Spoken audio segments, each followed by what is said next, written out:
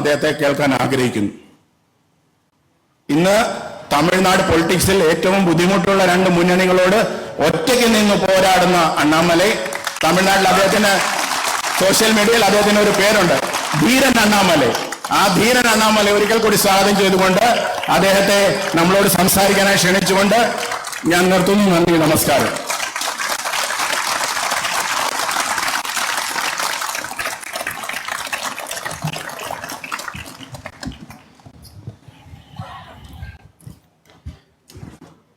Dear friends, all brothers and sisters who have come here to this very beautiful Thiruvananthapuram, and all of you are very important people, and Kerala state per se is a state where the political awareness is so high. Everybody is aware politically.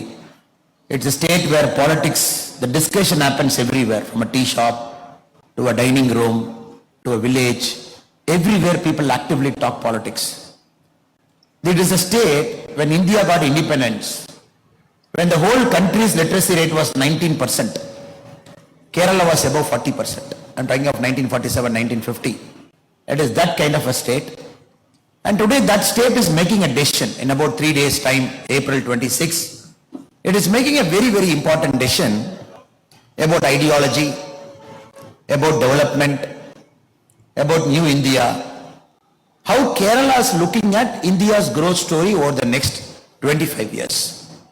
That is why this election is very, very important for a couple of states, for states like Tamil Nadu and states like Kerala. Because we are making a very important decision that is going to alter the economy, the state, the nature of our thinking over the next 25 years. I am very happy that all the 6 parliamentary constituencies, Trivandrum, Mattingal, Kollam, Mavilakara, Pathanamthitta, Alappuzha, all people are assembled here, be it the influencers and be it our office bearers. If you look at every election in India is a story. 1952 election was about, oh, we got independence, please vote for us. And even the people who stood against the Congress party are Congress people only who stood against the Congress party, 1952. After 1977, we did not want Congress because of emergency. That is also a story. All of us wanted to defeat Congress. Even Jan Sangh was part of a Janata party, a short-lived experiment for a couple of years before the party BJP got formed in 1980. So like every important election is a story, but these 2 elections are very important. 52, the election after independence. The election after 77 is a punishment for emergency. Again, 2024 is one such election, because this is an election even before we vote. We know it is going to be Narendra Modi ji as India's Prime Minister for a 3rd straight time. That is the beauty of this election. All this election, if somebody is looking at 50 years later, if somebody is looking back at this election, they will remember 52, they will remember the election after emergency, and they will remember the 2024 election, because Modi ji is coming back to power. And this is not an ordinary election. It's the longest election after 1952. Long election. Tamil Nadu, we voted April 19. You are voting April 26. The 7th phase is June 1. Such a long election. That too in very, very good heat. Proper heat. People are predicting heat wave. People have to turn up. People have to vote. States like Rajasthan, which is going to see a very hot summer. And that is where our role becomes very important. Even people know Modi ji is going to come back to power. It is our duty to help them to come and make their choice on the postal ballot or on the voting day. People cannot sit at home thinking that Modi ji is going to come back to power. Why should they go and vote? So our effort is of 2 parts. One, make everybody vote. Second, make everybody to vote the right way. This is my opening comment, where I felt this election is very, very important, where people should not take it for granted. Normally such a big election, where everybody is knowing that Prime Minister is going to come back, people should not sit at home thinking, oh, anyway Modi ji is going to come back, it will one of my vote matter. Should I go in this hot Kerala summer at 12:30 on April 26 to a booth?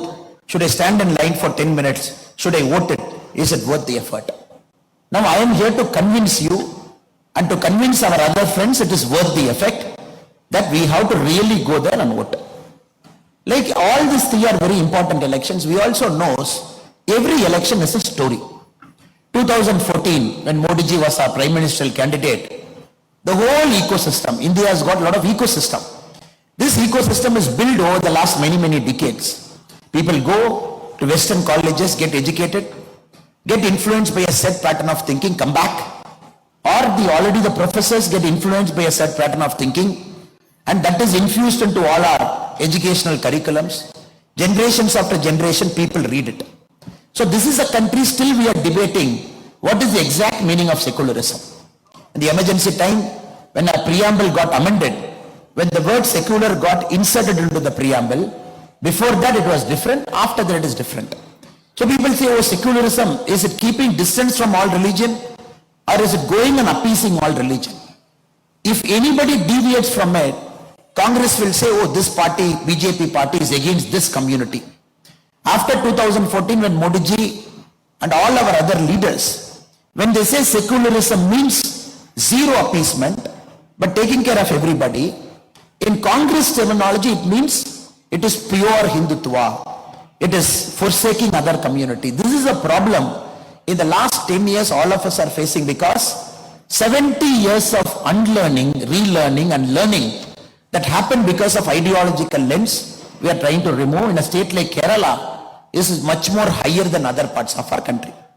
So 2014 they said, oh, if Modi ji is going to come back to power, India is going to get finished. Who said? The left liberal ecosystem, they said, starting from Kerala. The magazines which support this set pattern said, oh, all institutions will collapse. If Modi ji is going to come, it is going to be a Hindu brand of politics, 2014. Now 2019, when again Modi ji was standing in front of us for a second term, again the same group made a comment. No, the people of India are angry. They are going to defeat Modi ji in 2019. You see this result, because everywhere Modi ji has done a great disservice. This is what the ecosystem said. 2019 we came back with a larger majority. 2024, this ecosystem has become a label. It has got a political label to it in the name of India Alliance. They themselves, instead of having this disparate group as some journalist, instead of having a disparate group as a small party, everywhere they've joined together, they've given a label, a political identity, and openly 2024 they have come. This is a very important election, because this ecosystem has got a political label. And this ecosystem has very bravely named itself by the name India. Though we know we call it as India Alliance, but somehow they felt, you bring a street dog, you paint it like a tiger, you say this is a tiger, people will believe. So you assembled all those people who don't have any idea about India. Every single pattern of theirs, every single decision making of theirs, they were against the country's interest at various points of time. Just by giving them a name called INDIA, they say, oh, we are for India. And this 2024 is such an important election, where the voters are very aware. 10 years of our government achievement, we are standing in front of them. This is also an election where we are going back to 1960, 1970, the terminology we heard in the first 5 elections, 60, 65, 70, the same terminology we are hearing in this election.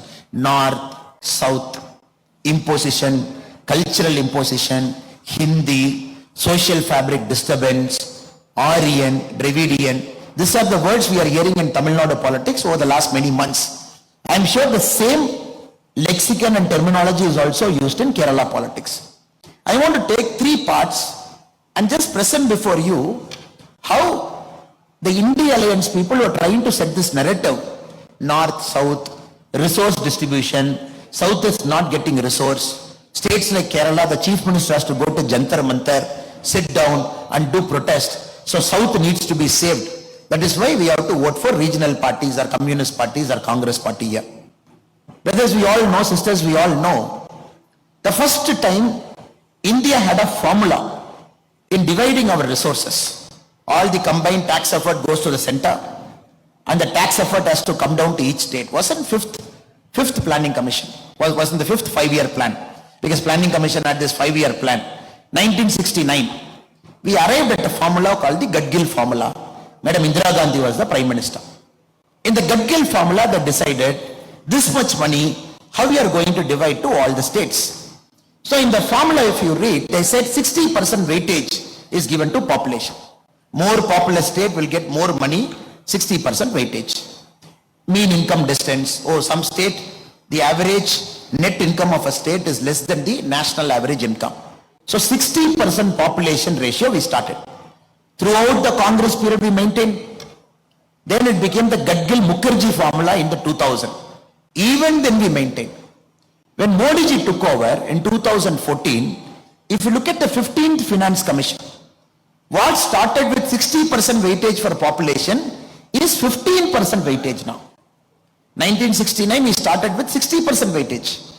Now the weightage given to a state which has got more population is 15%. In the current Finance Commission, which decides how much revenue has to be shared between all states, 45% is given to income distance, meaning the mean income and the distance from the mean income, how far you are, 45% is mean income distance. Then, for the very first time in the last 10 years, we also have got this thing called performance improvement. If demographic performance is improving, if states are able to control the population, the fertility, 12.5%. Tax effort, state is contributing in a good way to tax effort, 2.5%. State is able to maintain forest and ecology, 10%. The geographical area of a state, 15%. This is a formula right from 1969 India is following. If there is some logic to this formula, which is now, after Modi ji has come, there is some logic to this formula in the 15th Finance Commission, where the population is 15%, demographic performance is 12.5%, area of a state is 15%, forest and ecology is 10%, income distance of course is 45%. Now we also have to understand Congress, which is talking, you got to share more to the state. You should not keep more money with center, which Rahul Gandhi ji and others are promising. 2004 when Congress came to power, only 30.5% of resources was shared with state, which Modi ji as a chief minister was equivocal in saying that state should be given adequate resources for its own development. When Congress left power in 2014, this 30.5 was 32%. Meaning in Congress in 10 years has increased it from 30.5 to 32. Now in 2024, it is 42%. Now if there is one party in the whole country which do not have any right to talk about the devolution of resources from centers to state, especially the tax effort that is put in and the finance commission that is devolving. They 10 years of UPA 1 and 2, 30.5 to 32, 10 years of NDA from 32 to 42, the 16th finance commission, the term is constituted, and we can expect more progressive reforms as and when the finance commission is going to submit its report in the early part of 2026. Now friends, we have to remember, this logic has to be killed in the butt. If anybody in Kerala, any politician is talking about north and south, it is about taking the states and the country's gain by 50 years backwards. 50 years, whatever we have achieved in going forward, parties like Congress, parties like DMK, parties like Communist, simply for their political gain, just like that they stand before us, they say, no, you got to give more resources. You look at the budgetary grant support. We gave 100 rupees. In Tamil Nadu, there is this 29 paisa. The whole election, the chief minister and his son, Udayanithi Stalin, everywhere they said, we are going to call PM Modi as 29 paisa Modi. Then of course we also hit back saying that if you are going to call PM Modi as 29 paisa Modi, we are going to call you as drug Stalin, because under your rule, the drugs have gone up in height. But again to substantiate, their argument is, okay, you give us money for budgetary grant, that money we will take, we will compare, and only that money we will calculate as saying you have given to state. Now Kerala, if we take close to 35-36 lakh farmers, they have got 32,000 into their account. Here in the state, Tamil Nadu is 47 lakhs, Kerala is 35-36 lakh farmers, small medium farmers, 16 installments they got 2,000. Every year 6,000, 16 installment 2,000, which is 32,000. They don't calculate that because it is directly from center to a farmer, that doesn't get calculated into the state's resources. Or when you build lakhs of houses, PM Awas Yojana, when you transfer 2,73,000 to their account, they say no, we will not calculate. Or LPG subsidy 300 rupees to the bank account, they say we will not calculate. Or when you want to calculate all the roads we have put, all the bridges we have put, everything the central government is doing it, they say we will not calculate. They say it is only when the money is given to the state as a budgetary support, only that we will calculate to say the center is giving us less. Now the complete model is changed. Till Modi ji came, the central government was not playing an active role in propagating development.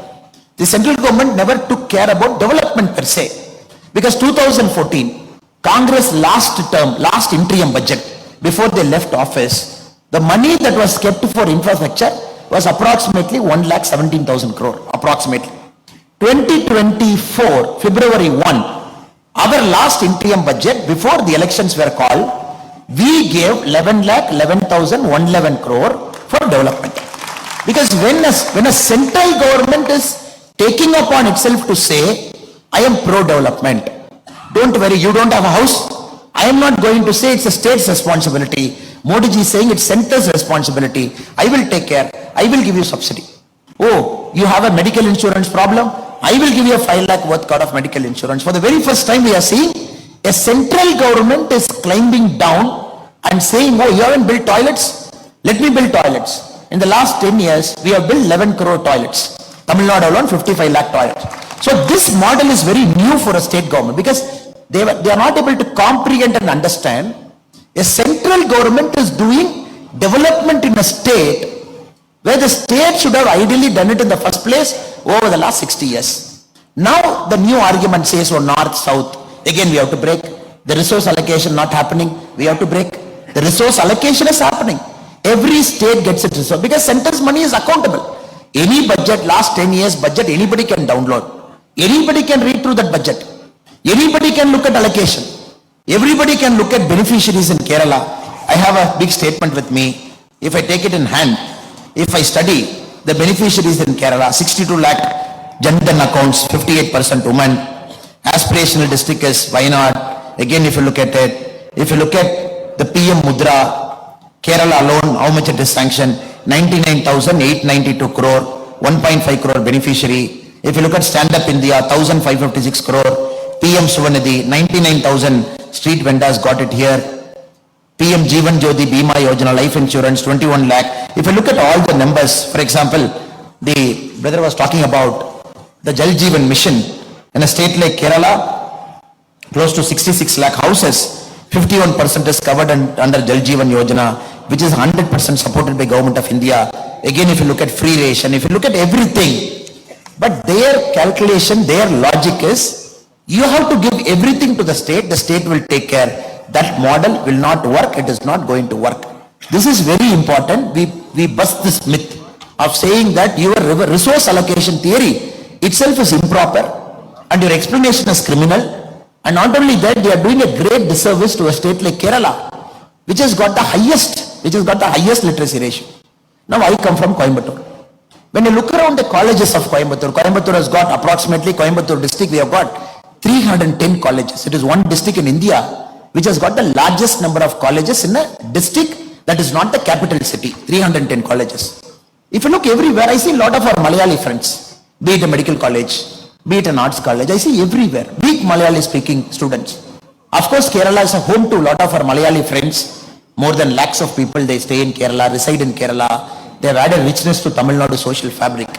But I'm more concerned with students who are not residents in Tamil Nadu, who are from different parts of Thiruvananthapuram, Kollam, different parts. They just come to a neighboring state like Tamil Nadu, Coimbatore preferably, Chennai, Bangalore, Hyderabad. They just study for 3 years, again they come back. If you trace our children's story, they were born in Kerala, higher education, good education institutions in Tamil Nadu, Karnataka. Again their job is somewhere else.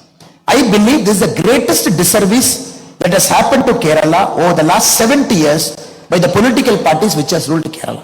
A state which has got the highest literacy rate. A state, even when the country was born, which has got a literacy rate of 46%, India was 19%. A state where the human capital is going all around the world but not inside Kerala. I believe this is the time you got to fix it, sir. If we don't fix it, we are in deep trouble. And Kerala has to take it as a challenge in 2024 to say, First, our human capital is for Kerala's development. Of course, India's development. It is not for a Middle East development. It is not for an Europe development. It is not for a Far East development. The Kerala's human capital, which is very, very rich, which is one of the best in the world. I believe this should be an important narrative of 2024 elections to say, our people will stay back. We will bring the state-of-the-art companies here. We will bring techno parks here. We will bring the software parks here. But unfortunately, the narrative is not this, sir. The narrative even today, if you look at the daily newspaper, even today is Vijayanji and Rahul Gandhi ji fighting. North-South problem, tax devolution issue. And Vijayanji said, when our alliance will come back to power, we will give all money to Kerala. Or if you come to Tamil Nadu, they will say, we will give all money to Tamil Nadu. So that is why I was telling our friend also, who is our very able social media coordinator, Jai Shankar ji, let us do paper cutting of all South Indian states, put the paper cutting in one poster and circulate to Kerala, circulate to Tamil Nadu, circulate to Karnataka, because Kerala people should know the comedy that is happening in the other states in the name of India Alliance. Tamil Nadu people should know the comedy that is happening in Kerala in the name of India Alliance. Because when Rahul Gandhi ji comes to Coimbatore, if you see that image, he was there to campaign against us about a week back, 10 days back. He was sitting in the middle of the chair. Next to him is our Chief Minister M.K. Stalin. One seat after him is Tamil Nadu's Communist Party chief. Just one seat after. 60 kilometers he travels into Palakkad. Immediately communists are his enemies. That is why in English we have a beautiful word called frenemies. Friend enemies. It's called frenemies. In Kerala, this India Alliance, if you look, it has gone one step further. Now Rahul Gandhi ji is questioning, when two chief ministers are in jail, why this chief minister is not in jail? Now Rahul Gandhi ji is going one step further. When two chief ministers are in jail, why this guy is not in jail? Then this chief minister is asking Rahul Gandhi, national case, why you are not in jail? See, that is the narrative now.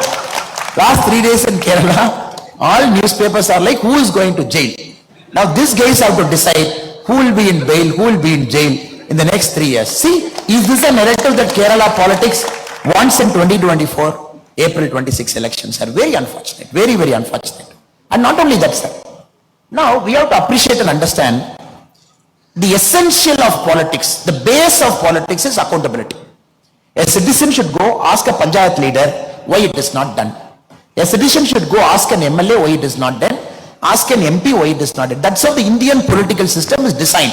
Because it's a first post the parcel and somebody is accountable to you. It states like Kerala and Tamil Nadu, last time you gave 19 seats to Congress. Correct? 1 seat to Communist. And every time you ask a Congress MP, why it is not happening? What can I do, sir? Modi is in power. I am in different party. So, after 5 years we will see. And bravely after 5 years they are coming and setting the same narrative. Now you know for a fact it is Modi ji who is going to come back to power. All of us know for a fact. Nobody in this room has got a doubt whether Modi ji is going to come. Question is whether it is 400 or 410 or 430. That is a doubt we all have. Now here the same Congress fellows have come.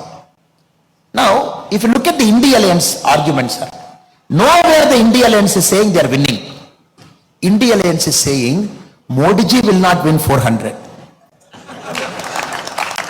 Nowhere the India Alliance is saying, oh, we are winning. If we win 50 points, we will do we will do everything. They are saying Modi ji should not win 400. So tomorrow if Modi ji is winning even 398, they will say, Appa, because of our alliance we have reduced 2 seats. We have done so much hard work over the last 1 year. We have reduced 2 seats. And 100% they will have a success party also, so take my word. They will 100% have a success party in Delhi to say, 2 seats we have reduced. There also there will be a fight. I am responsible for 2 seat reduction. Other fellow will say I am responsible. This is not an alliance at all. Any alliance that is not on principle, any alliance is there only on anti-Modi plank, will not work. It will take the country so back. I will give you a simple example. 2004, UPA won, came to power. Elections got over. Nobody knew who is the Prime Minister. 10 days it took. They said, and he is the Prime Minister. I used to say this in our pracharam. In Kala movie or Superstar Rajinikanth, there is one famous dialogue. One fellow will come and say, sir, I am a hero. And Rajini will ask his friend, hey Kumar, Yaravan. There is this very famous dialogue. Likewise, suddenly after 10 days, they said he is the Prime Minister. All of us asked, Kumar, Yaravar. Then, frankly speaking, 90% of us did not know who the hell is Manmohan Singh. We said, who is this guy? Then they took explanation for one day. No, former Reserve Bank Governor. He contested in Delhi, lost once. He is such a nice person. Please believe us, he is a good man. And he is your Prime Minister. Sir, if you look at demographic blunders over the last 50 years in the whole world, I believe this should be number one. First time a Prime Minister was imposed on a country that thrives on democracy. This is a country, it's noisy democracy. Tea shop fight, bus stand fight, everywhere we fight because it's democracy. This country, somebody said, he is the Prime Minister whom you never elected, who never went to Lok Sabha, who is a Rajya Sabha 2 times, and who was far away from politics, not even a functioning, a political functionary, who is an office bearer, Congress Party All India Secretary, Congress Party General Secretary, nobody knew. They said he is the Prime Minister. 10 years we put up with it. What is the price we paid for it? Our Raja, our 2G Raja, he writes a letter, very interesting letter, he writes a letter. Now first the Prime Minister writes a letter to Raja. He says, dear Telecom Minister, your first come first serve policy FCFS is fundamentally flawed. Please review it. Then Raja writes a letter to Prime Minister. Dear Prime Minister, Vanakkam, I think this policy is right because my leader also believes this policy is right and I am going to stick with first come first serve. This is the bare essence of 2G scam, where Raja decided, he put a cut-off date. He said, look, day after tomorrow is a cut-off date. Whoever has given the application before the cut-off date, first come, first serve, I am going to qualify them. I am going to give them license. Do you know that how many pages somebody has to fill, sir? 727 pages you got to fill. Company, financial statement, which you took. And the essence of 2G scam, people got the document 1 week before, people filled it. When Raja said, tomorrow morning it is starting, the application 7 o'clock it is open, all the companies which is in the 2G scam list, they arrived there with a filled up list. They said, come on, please take it, first come first serve, give me my license.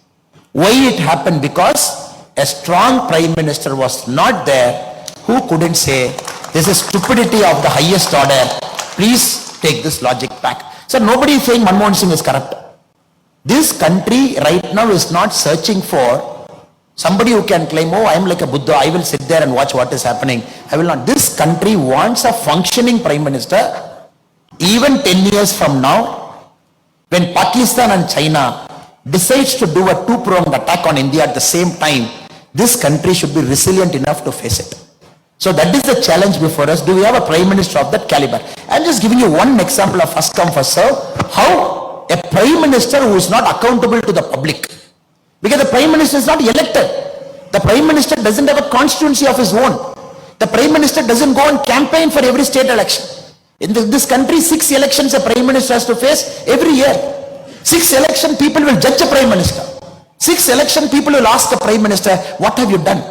So this Prime Minister has to take so much risk. Demonetization before UP, still you go and face. GST, go and face. You make this decision, go and face. The essential nature of Indian democracy, a Prime Minister has to be a risk taker.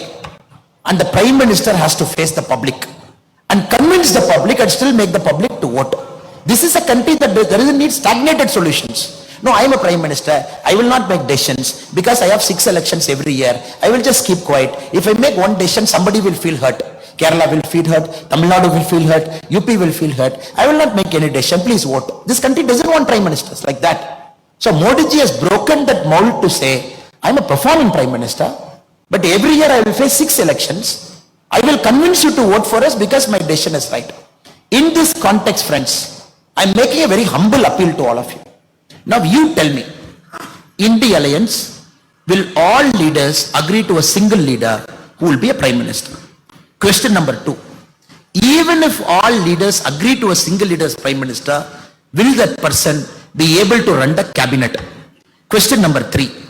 Even if this person is able to run that cabinet, if he has to pull up some minister for some wrong thing, X is Prime Minister, Y is in Mamata Banerjee's party, Z is in Arvind Kejriwal's party, B is in some party, and if he has to fire, the essential thing of a cabinet is the Prime Minister should have the right to fire.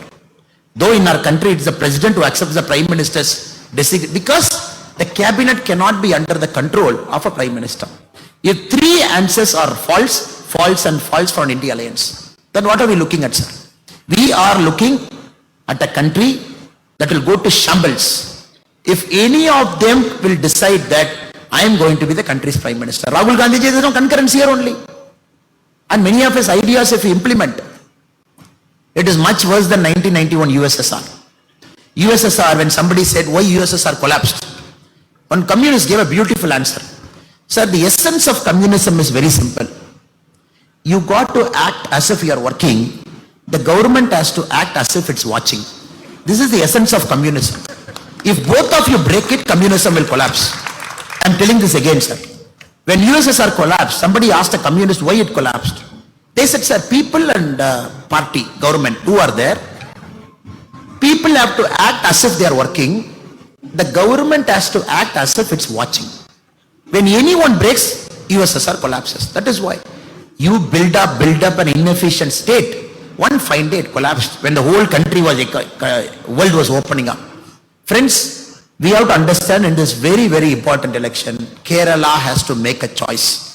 And this choice has to be pro-development. And this choice has to move Kerala forward. And this choice has to be very simple. That Kerala's human capital is first reserved for Kerala state. When Kerala is prospering, India will prosper. Kerala cannot be a net exporter of human capital. This is a flawed and completely illogical model.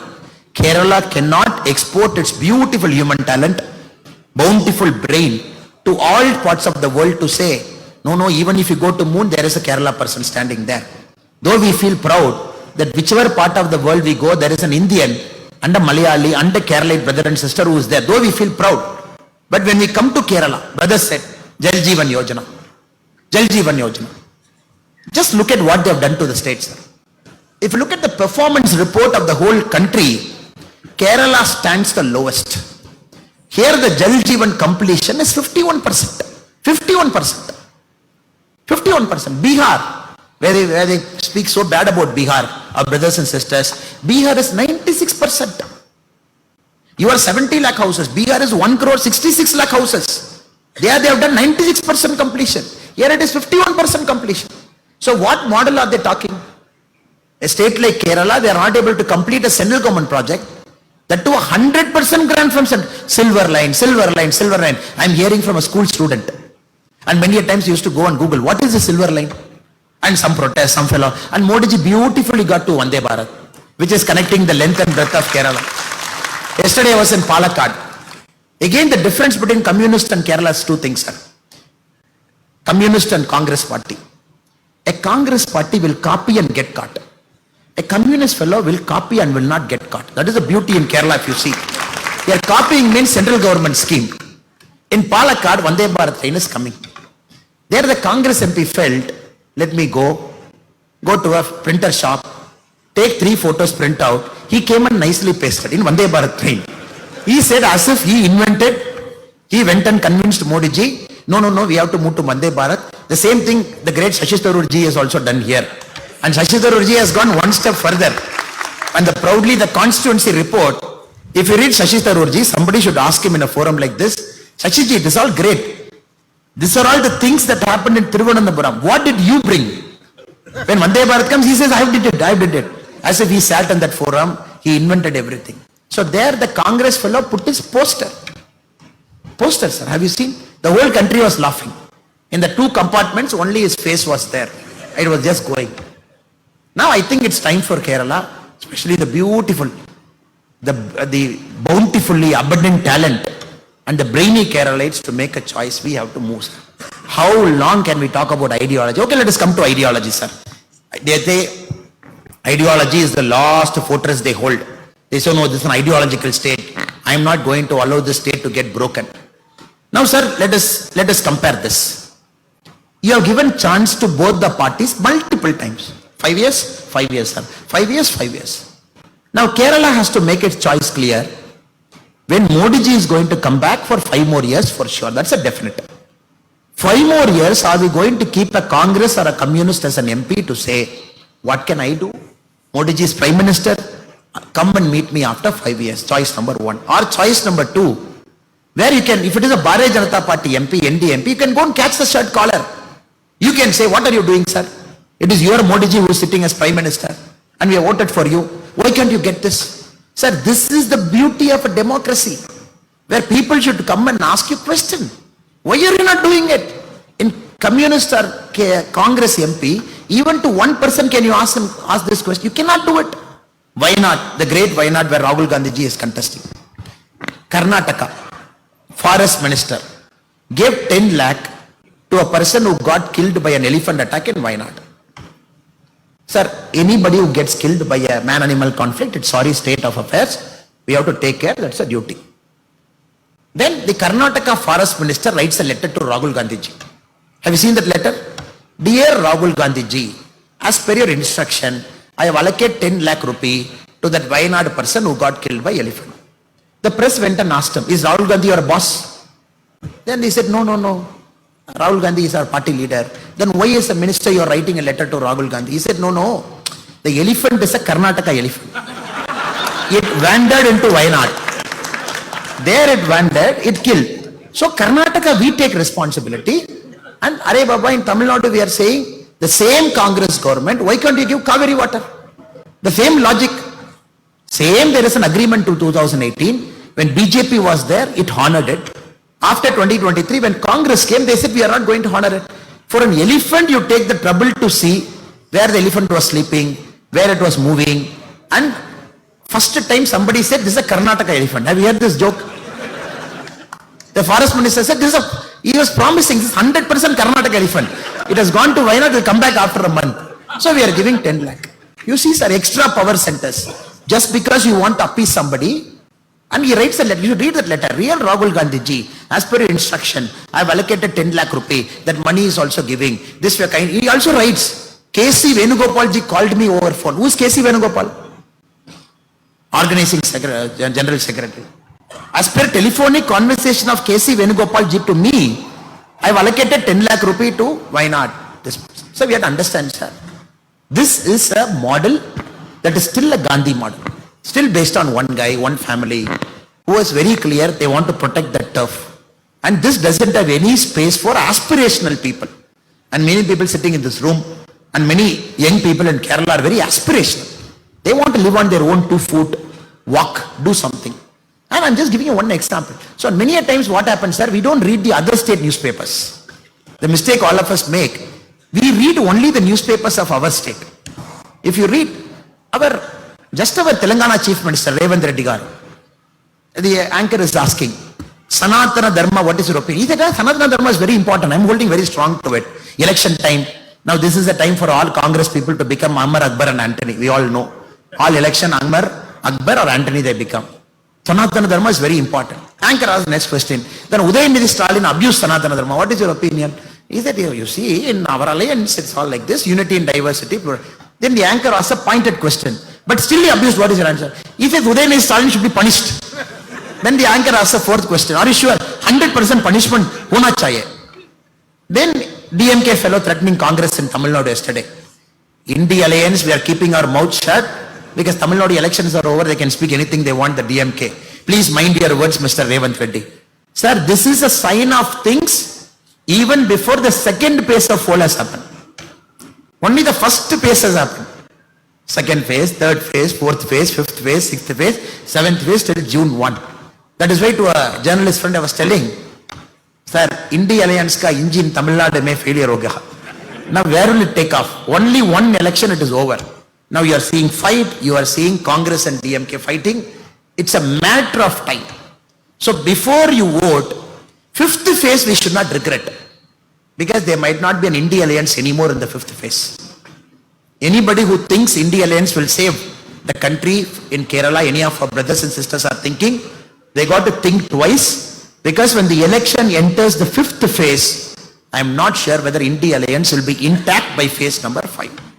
So brothers and sisters, humble appeal to all of you is, this is an election of progress, election of development. This is an election, of course. I am also a proud Tamilian. Doesn't mean I have to pick up a fight with the North, I have to pick up a fight with my Bengal friends, I have to pick up my fight with Rajasthan. I am also a proud Tamilian doesn't mean I have to ill-treat or hate any other person who doesn't speak my language. I am also a proud Tamilian doesn't mean I have to pick up an unnecessary fight by a state by insulting and demeaning it. Insulting and demeaning it. So Congress has failed to understand this logic. A proud Kerala doesn't mean we give up our interest to anybody. State interest, of course, is paramount. BJP party, if you look at it, it's a beautiful party. Modi ji is a Gujarati. He's a Gujarati speaking person. Now he's an Indian Prime Minister. He knows what a federal democracy is, how each state should be treated, and how each state should be given a hand for the state to grow. Now Congress picking up an argument to say, if you say I am an Indian, meaning you are not Tamilian, is stupidity at its worst. If Congress saying, if you say you are an Indian, you are not a Malayali, is saying stupidity at its worst. Now new terminology the Congress and communists are saying, Malayali means we are not Indian. What logic is this? A Tamilian, DMK, Tamilian means India second. A Tamilian means India first only. A Malayali means India first only. There is no confusion there. This is a new logic they brought it in 2024 to say, oh, BJP is saying India first and Malayali first. Don't believe in it. We are saying Malayali first and India second. Please believe in it. What nonsense, sir? What nonsense? When I flew in here, a Malayali pilot was driving me. We are flying over 2 states. Can I tell him? No, your border is over. Please drop the plane. We will walk and go. This is the state where everybody is everywhere. And the rich social fabric. We have to understand, sir, they are destroying our social fabric. Every vote to India Alliance is destroying our social fabric. It just doesn't make any sense to us. That is why Kerala has to reject it outwardly, very clearly on April 26 to say that we are for unity and diversity, a strong country, but also means a strong state. Last but not the least, sir. Now, Trivandrum is very lucky. Mr. Rajiv Chandrasekhar ji is contesting on a BJP ticket. If you look at India in the next 5 years, sir, where India will go in the next 5 years, if you look at the departments, information technology will play a key role, electronics will play a key role, skill development will play a key role. So we have a minister exactly who is from this department, who is taking care of IT, who is taking care of skill development, who is taking care of electronics. I think it is important that Trivandrum has to make a choice, right choice. Now, a person like Rajiv Chandrasekhar ji getting elected from Trivandrum, who has got the direct eyes and ears of Prime Minister Narendra Modi ji, is going to take it to a very, very different level. Shashi Tharoor ji and myself, we had a debate in Chennai, sir. He came for Tughlaq debate. Both of us are supposed to sit here and Senator Gurumurthy ji will sit, and we are supposed to debate and discuss on ideas. Unfortunately, my flight got delayed from Delhi, and we agreed that Shashi ji will speak first. Then, after I come to the stage, if Shashi ji is graciously sitting in the stage, I will speak in front of him. If I will reply to his questions also. If not, I will speak. By the time I reached and climbed up the stage, Shashi Tharoor ji said, long journey, tired, he has spoken for long and he wants rest, and he left the stage. Then, since it's a 2-speaker event, I have to give my answers to him. Now Shashi Tharoor ji made a lot of arguments there. I'm sure the same argument holds for Kerala also. Here also he might say the same thing. The first argument he said, oh, you see, after BJP has come to power in 2014, all institutions have collapsed. All institutions have collapsed. There's nothing called judiciary. There's nothing called a free and fair democratic way of an arrest, everything. Now we have to understand, Shashi Tharoor comes from a party. When he decided to contest the Congress nominee for the national president, Shashi Tharoor ji came to Tamil Nadu for campaigning. Please ask Shashi Tharoor ji, how many people came to receive him in Congress party office in Chennai? 2 people. State party president escaped, all MLAs escaped, all MPs escaped. Shashi Tharoor ji was standing alone in the Tamil. I am telling you this as a challenge. You ask Shashi Tharoor ji, who is talking about institution. Two people were in the state party office in Chennai when Shashi Tharoor was campaigning for the national party president election. Then the press asked the other fellows, why you did not go and see Shashi Tharoor? Because it's a madam, in the top they said, both the person should be given an equal opportunity, be it Mallikarjuna Kharge or Shashi Tharoor ji, both will be treated very nicely. Then the Congress party people said, no, Gandhi family ji mein order aa gaya. We cannot receive. He is only a namesake fellow. It is Mallikarjuna Kharge ji, they have censured. And if we receive, they will fire us also. Terribly embarrassed. Shashi Tharoor ji returned back. Now he is talking about BJP as a party where all of us first generation people and many of your first generation, our fathers and mothers are simple farm people who are doing farming. We are standing in front of you. He wants to compare about BJP. Second, Shashi Tharoor ji ran to be the United Nations Secretary General. Very interesting story. I actually want you to ask Shashi Tharoor ji. He failed. He failed. Then, very beautifully, 2-3 books were written later on the UN process that happened, which I gave in my Tughlaq speech also that day. Later, Shashi Tharoor ji also says, when Manmohan Singh ji sits in a lunch, working lunch with the American US Secretary of State, when the visit happened to India, Manmohan Singh ji did not even seek votes for Shashi Tharoor ji. The Americans, of course, wanted to support a Korean, Ban Ki-moon. He didn't even ask him, please support our candidature. There were many countries in the Middle East where the Indian ambassador did not even go and seek votes for Shashi Tharoor. That was the nature of Indian diplomacy, which Shashi Tharoor ji also writes in an Open Magazine article that government of India did not support me properly. Now, I was telling in that Tughlaq function, if it is Modi ji as Prime Minister, 100% we would have made Shashi Tharoor as UN Secretary General. If he is qualified enough. Second part is different, sir. If he is qualified enough. Since he was our official candidate. Where was the Congress party? What foreign policy is he talking? When the whole Congress party, when he was not a member, when he was a diplomat, suddenly he becomes a member of Congress party. Suddenly he says, oh, Congress all great, all super and fantastic. The third one, Congress alone used 91 times Article 356. Madam Indira Gandhi used it 51 times. He comes from that legacy. Modi ji in the last 10 years, you please recall one instance, sir, where Modi ji has used Article 356. Such a strong government, 303 MP, 17 states in power. Why Modi ji did not use a single 356? He is taking us a lecture on democracy. You used it 91 times. Madam Indira Gandhi alone used it 51 times. And then Shashi Tharoor takes a lesson to us saying, oh, institutions have collapsed after Modi ji has come. What institution has collapsed, sir? What institution has collapsed? Suddenly they want to make electoral bond an issue. Sir, 44% of electoral bond BJP received. 56% electoral bond opposition party received. Then should we blame, oh, opposition parties, you went and threatened it, you got 56%, we got only 44%. What nonsense are they talking, sir? A ruling party for 10 years. Okay, 2004 to 14, we'll flip the argument.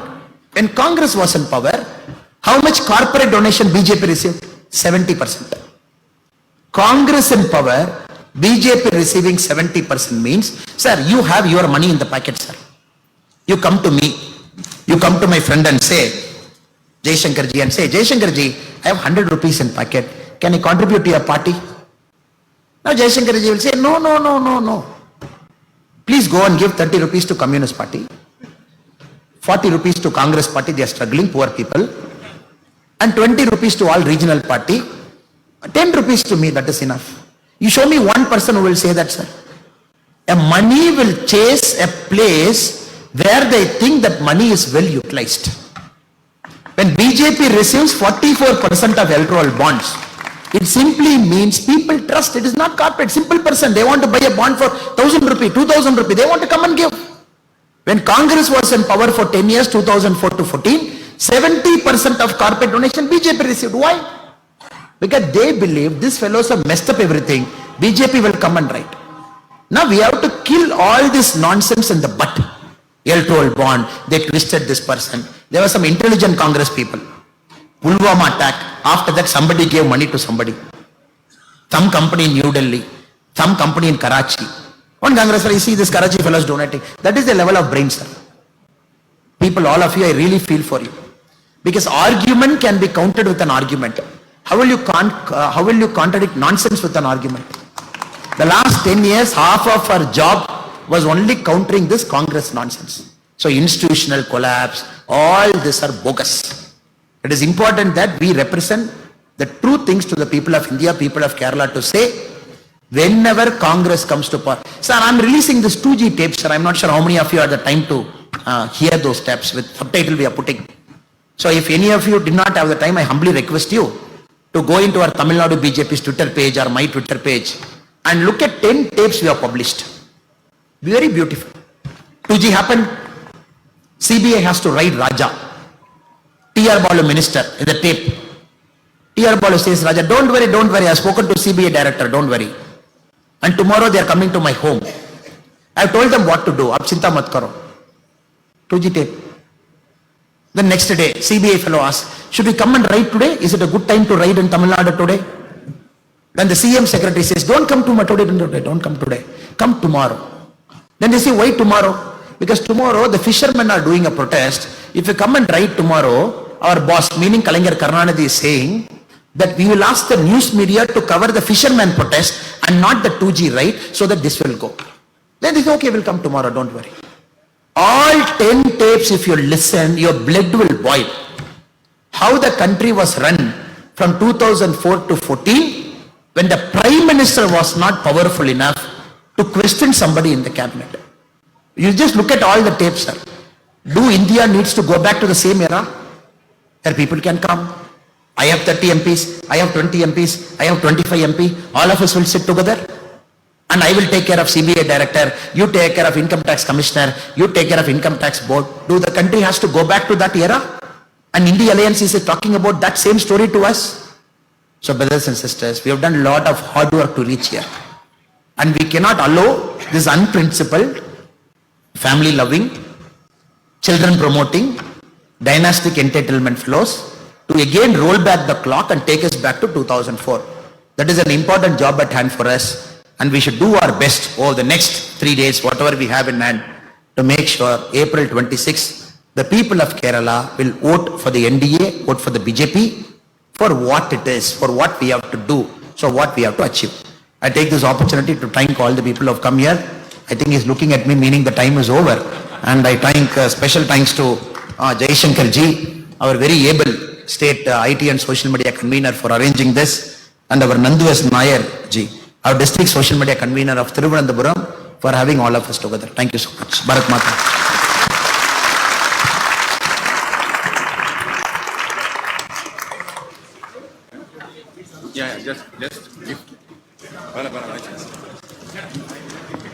Hello, ഒന്ന് രണ്ട് ചെറിയ ചടങ്ങുകൾ ഇവിടെ ഉണ്ട്.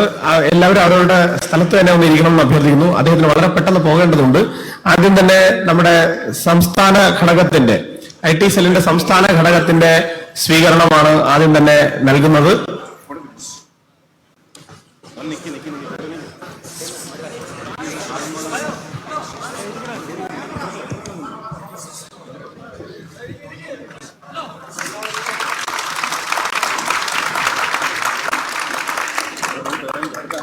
അതുപോലെ BJPയുടെ തിരുവനന്തപുരം ലോകസഭാ ടീമിന് വേണ്ടിയിട്ട് അതിന്റെ സ്വീകരണം.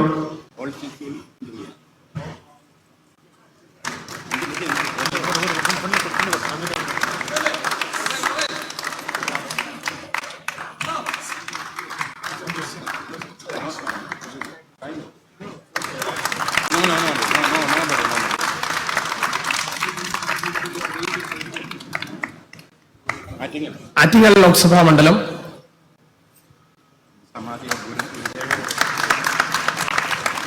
കൊല്ലം ലോക്സഭാ മണ്ഡലം, കൊല്ലം,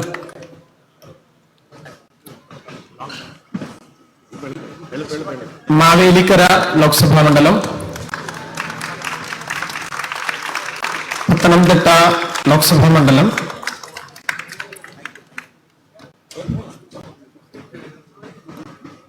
ആൻഡ് ആലപ്പുഴ ലോക്സഭാ മണ്ഡലം.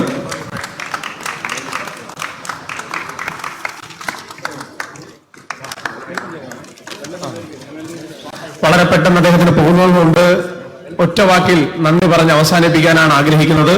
ഞങ്ങളുടെ ക്ഷണം സ്വീകരിച്ച് ഇവിടെ എത്തിയ തമിഴ്നാട്ടിലെ ഭാരതീയ ജനതാ പാർട്ടിയുടെ സംസ്ഥാന അധ്യക്ഷൻ, ഭാവിയുടെ പ്രതീക്ഷയായിട്ടുള്ള ശ്രീ കെ അണ്ണാമലൈ അവർകൾ,